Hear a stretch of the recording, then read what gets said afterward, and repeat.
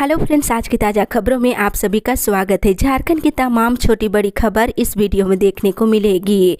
सबसे पहले बड़ी खबर, लाभुकों को हर महीने की 5 तारीख को मिलेगा पेंशन। इधर मुख्यमंत्री हेमंत सोरेन ने कहा है कि सामाजिक सुरक्षा के दायरे में आने वाले सभी पेंशनधारी लाभुकों के खाते में हर महीने की 5 तारीख तक पेंशन की राशि अनिवार्य रूप से भेज दिया जाएगा। मुख्यमंत्री हेमंत सोरेन ने अधिकारियों को निर्देश दिया है कि पेंशन राशि क्रेडिट होने की सूचना लाभुकों को मैसेज से भी दिया जाए। वहीं मुख्यमंत्री मंगलवार को महिला बाल विकास एवं सामाजिक सुरक्षा विभाग के कार्य प्रगति से समीक्षा संबंधित समीक्षा बैठक में बोल रहे थे। इसी के साथ ही अगली बड़ी खबर, मौसम विभाग से गर्मी से मिलेगी राहत। इधर राज्य में मंगलवार को भीषण गर्मी रही, वहीं राज्य के अधिकतर जिलों में हाल यही रहा। रांची का पारा अभी बढ़कर के 42 पर पहुंच गया है। वहीं मेदिनीनगर का तापमान लगातार दूसरे दिन भी 45 डिग्री के ऊपर रहा। मौसम विभाग से मिली जानकारी के अनुसार झारखंड में साइक्लोनिक सर्कुलेशन बनने के कारण राज्य में 22 अप्रैल से थोड़ी राहत मिलेगी। वहीं आज रांची, लोहरदगा, पलामू प्रमंडल में लू चलेगी और संथाल में तेज हवा का बहाव और मेघ गर्जन और वज्रपात के असर है। वहीं कल कोयलांचल और कोल्हान इलाके में बूंदाबूंदी बारिश हुई है। इसी के साथ ही अगली बड़ी खबर, 41 लाख से अधिक धोती साड़ी का हुआ वितरण। इधर राज्य सरकार गरीबों को अतिरिक्त राशन कार्ड उपलब्ध कराने के साथ अनुदानित दर पर सोना सोवरन धोती साड़ी योजना के तहत वस्त्र उपलब्ध करा रही है। इस योजना से राज्य के लाखों बीपीएल धारकों को लाभ मिल रहा है।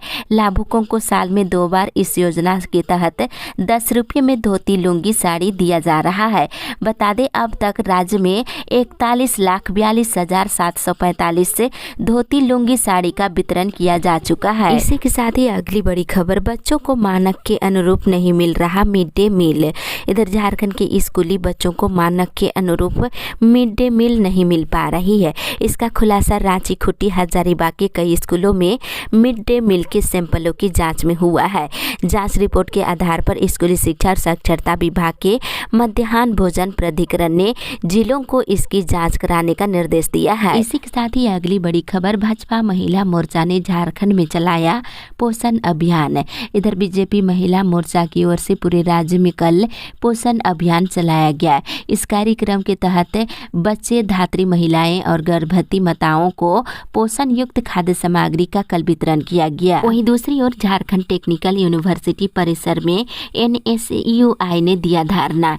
इधर झारखंड टेक्निकल यूनिवर्सिटी में नियम विरुद्ध PhD कराई जा रही है। इस यूनिवर्सिटी में जब एक भी अस्थायी शिक्षक नहीं है तो किस नियम के तहत यहाँ कोर्स शुरू किया गया है। इसके अलावे अवैध तरीके से यूनिवर्सिटी में हुई नियुक्ति की जांच आदि की मांग को लेकर NSUI ने यूनिवर्सिटी में जमकर कल प्रदर्शन किया है। इसी के साथ ही अगली बड़ी खबर, मांगों को लेकर उपायुक्त से मिली पोषण सखी। इधर झारखंड राज्य एकीकृत पोषण सखी संघ की ओर से मंगलवार को 1 साल का बकाया मानदेय को लेकर धनबाद उपायुक्त को ज्ञापन दिया गया है। संघ की सोनी पासवान ने कहा है कि एक पोषण सखी को मानदेय के रूप में 3,000 रुपये दिए जाते हैं, लेकिन बीते 1 साल से मानदेय नहीं मिलने से भूखमरी की स्थिति उत्पन्न हो गई है।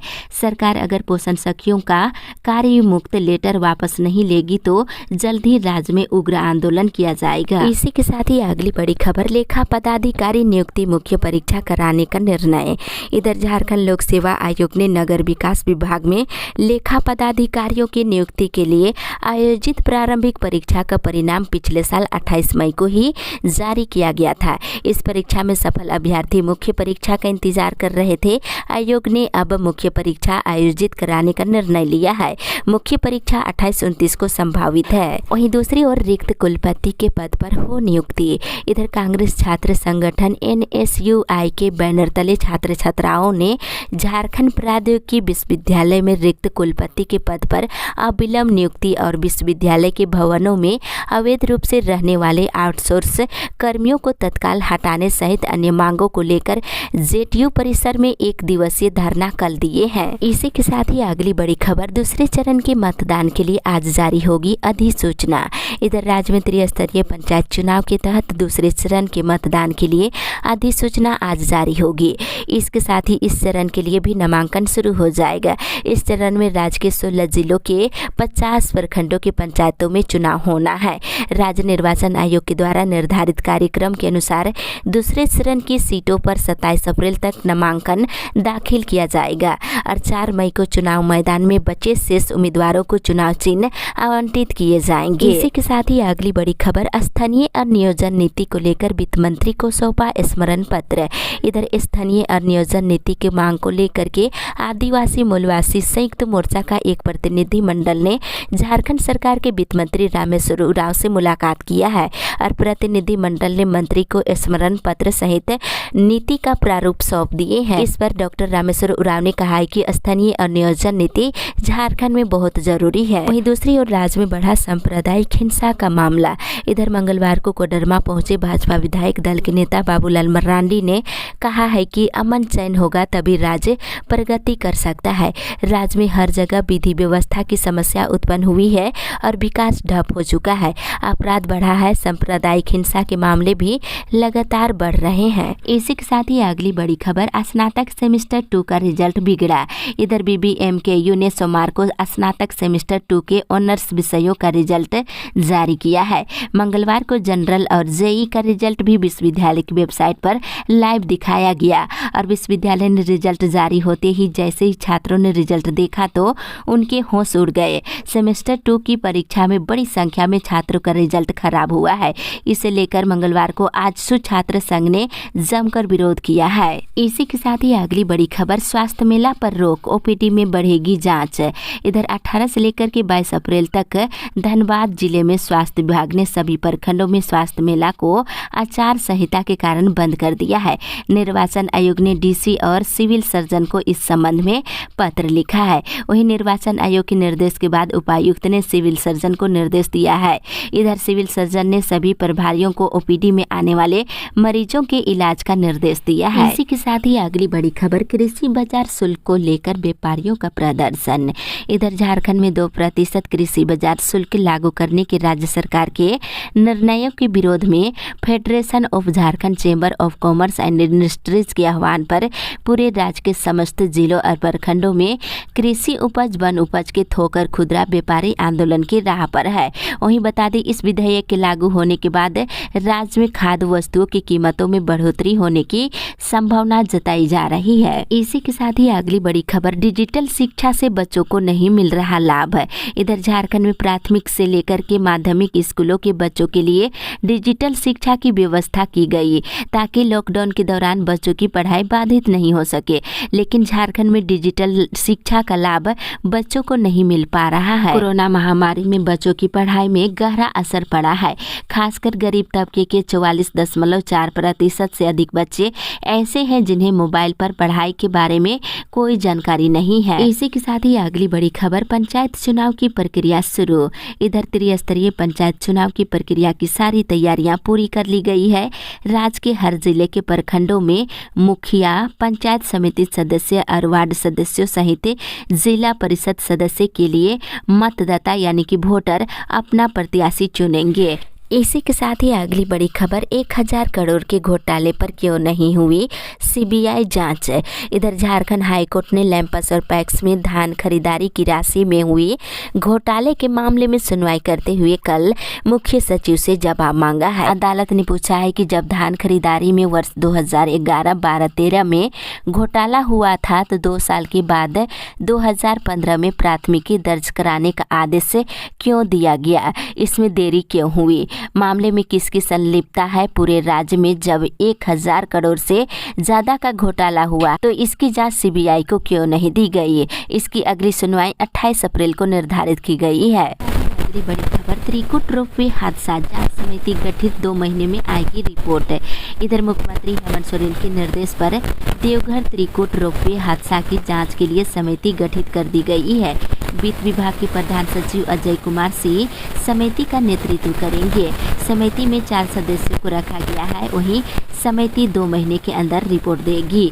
मुख्यमंत्री हेमंत सोरेन हादसे को लेकर एक सब मूड में आ गए। वहीं दूसरी ओर 16 मई तक कानून वापस ले सरकार। इधर रामगढ़ जिला खाद्यान्न व्यवसाय संघ के नेतृत्व में मंगलवार को व्यवसायियों ने राज्य सरकार के द्वारा बाजार समिति टैक्स दोबारा लाने के विरोध में काला बिला लगाकर सरकार के प्रति जमकर विरोध जताया है। वहीं 16 मई तक कानून वापस लेने की मांग की गई है। इसी के साथ ही अगली बड़ी खबर, उच्च शिक्षा के लिए छात्रों को नहीं जाना पड़ेगा विदेश। इधर उच्च शिक्षा की गुणवत्ता को विश्व स्तरीय बनाने सहित छात्रों के विदेश में होने वाले पलायन को थामने के लिए सरकार ने एक बड़ा कदम उठाया है। इसके तहत उच्च शिक्षा के लिए छात्रों को अब विदेश जाने की जरूरत नहीं होगी। वे देश में रहकर दुनिया के शीर्ष विश्वविद्यालयों के साथ पढ़ाई कर सकते हैं। आपको बता दें, यूजीसी ने इसको लेकर प्रस्तावित नियमों को मंजूरी दे दी है और देश का कोई भी शीर्ष विश्वविद्यालय अब दुनिया के किसी भी शीर्ष विश्वविद्यालय के साथ मिलकर साझा कोर्स शुरू कर सकेंगे। इसी के साथ ही अगली बड़ी खबर, बाना गुप्ता ने कहा केस करेंगे। सरयू राय बोले साहस है तो करे मुकदमा। इधर कोरोना प्रोत्साहन राशि लेने का प्रयास करने के आरोप में घिरे स्वास्थ्य मंत्री बाना गुप्ता ने अब विधायक सरयू राय के विरुद्ध कानून का सहारा लिया है। उन्होंने अपने अधिवक्ता के माध्यम से राय को नोटिस भेजकर 3 दिनों के भीतर माफी मांगने को कहा है। इस पर पलटवार करते हुए विधायक सरयू राय ने चुनौती दी है कि बाना गुप्ता में साहस है तो वे मुकदमा करे, मैं प्रतीक्षा करूंगा। इसी के साथ ही अगली बड़ी खबर, धनबाद और बघमारा प्रखंड में चुनाव के लिए आज जारी होगी अधिसूचना। इधर झारखंड के सबसे बड़े प्रखंड बघमारा और धनबाद सदर में त्रिस्तरीय पंचायत चुनाव को लेकर बुधवार को अधिसूचना जारी होगी। बुधवार को अधिसूचना जारी होते ही प्रखंड मुख्यालय में मुखिया और वार्ड सदस्यों के नामांकन पत्रों की बिक्री भी शुरू हो जाएगी। प्रत्याशी नाजिर रसीद लेकर नामांकन पत्र खरीद सकते हैं। इसी के साथ ही अगली बड़ी खबर, आयुष्मान से इलाज नहीं करने वाले निजी अस्पतालों पर होगी कार्रवाई। इधर आयुष्मान योजना से जुड़े मरीजों का निजी अस्पताल और नर्सिंग होम में इलाज नहीं कराने पर स्वास्थ्य विभाग ने कड़ी आपत्ति जताई है। इस संबंध में civil surgeon doctor Shyam Kishore Kant ने कहा है कि आयुष्मान योजना गरीब मरीजों के इलाज के लिए है, लेकिन कुछ निजी अस्पताल और नर्सिंग होम बकाये को लेकर के गरीबों का इलाज नहीं कर रहे हैं। जल्द ही इस पर कार्रवाई की जाएगी। वहीं दूसरी ओर लंबित राशि का जल्द भुगतान कराए सरकार। इधर आयुष्मान भारत योजना के पैसा का भुगतान नहीं कराना राज्य के 57 लाख से अधिक लोगों को गुणवत्ता युक्त स्वास्थ्य सेवा से वंचित करने का एक बड़ा षड्यंत्र है, जिसे बर्दाश्त नहीं किया जाएगा। इस संबंध में राज्य के मुख्यमंत्री हेमंत सोरेन को ईमेल भेजकर अविलंब इस दिशा में व्यक्तिगत रूप से हस्तक्षेप करने की मांग की गई है। वहीं राज्य के बड़े निजी अस्पतालों का जिनका बकाया 1 से 2 करोड़ है, उनको अविलंब भुगतान करने की दिशा में आदेश निर्गत करने की मांग की गई है। वहीं दूसरी ओर सीडीएस कर्मियों की हड़ताल, नहीं हुआ कचरे का उठाव। नगर निगम की आउटसोर्सिंग कंपनी सीडीएस के कर्मियों का हड़ताल दूसरे दिन भी जारी रही। इस दौरान शहर में कई जगहों पर कचरे का उठाव नहीं हुआ है। इसी के साथ ही अगली बड़ी खबर, उत्पाद विभाग ने फिर निकाला टेंडर। इधर झारखंड सरकार की नई उत्पाद नीति के प्रति व्यवसायी रुचि नहीं दिखा रहे हैं। झारखंड सरकार ने पहले से ही ये घोषणा कर रखी है कि 1 मई से नई उत्पाद नीति के तहत राज्य में शराब की खरीद और बिक्री की जाएगी, लेकिन टेंडर की प्रक्रिया ही पूरी नहीं हो सकी है। जब बात नहीं बनी तो उत्पाद और मद्य निषेध विभाग ने 18 अप्रैल को एक बार फिर टेंडर निकाल दिया है। इसमें इच्छुक व्यवसायी या एजेंसी 25 अप्रैल तक टेंडर डाल सकते हैं। इसी के साथ ही अगली बड़ी खबर, कोर्ट ने शिक्षकों को मिलने वाले विशेष भत्ते के मामले में मांगा जवाब। इधर झारखंड हाईकोर्ट के जस्टिस डॉक्टर एस.एन. पाठक की अदालत में नेतरहाट आवासीय स्कूल के शिक्षकों को मिलने वाले विशेष भत्ते को लेकर सुनवाई कल हुई। सुनवाई के बाद अदालत ने राज्य सरकार से जवाब मांगा है। मामले में अगली सुनवाई 4 सप्ताह के बाद होगी। वहीं दूसरी ओर सहायक अभियंता के कम ग्रेड पर मांगा जवाब। इधर झारखंड हाईकोर्ट के जस्टिस डॉक्टर एस.एन. पाठक की अदालत में खनन विभाग में कार्यरत सहायक अभियंताओं के ग्रेड पे कम होने के खिलाफ दाखिल याचिका पर कल सुनवाई हुई। सुनवाई के दौरान अदालत अदालत ने राज्य सरकार को नोटिस जारी कर जवाब मांगा है। इस मामले में 4 सप्ताह के बाद सुनवाई होगी। इसी के साथ ही अगली बड़ी खबर, भोक्ता अनुसूचित जाति से जनजाति में शामिल। इधर भोक्ता समाज को अनुसूचित जाति की सूची से हटाकर विधिवत रूप से अनुसूचित जनजाति की श्रेणी में कर दिया गया है।